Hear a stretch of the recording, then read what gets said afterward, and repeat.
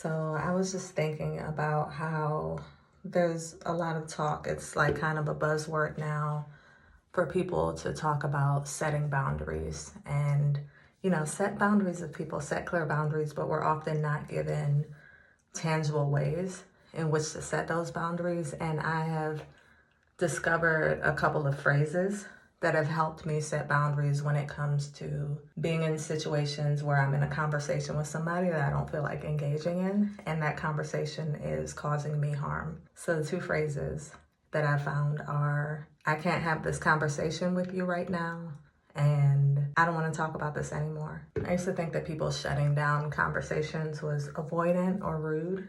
Part of it is how I was socialized, the culture in which I come from, and being socialized as a woman, and, not wanting to come off rude or impolite. But if a conversation is causing you harm, you have the right to end it. And it don't matter who it's with. I've done that with a family member before, and yeah, it hurt their feelings, but would I rather them have hurt feelings or me suffer harm? Obvious choice. And I even did it in therapy where, my therapist was asking me questions about a traumatic incident.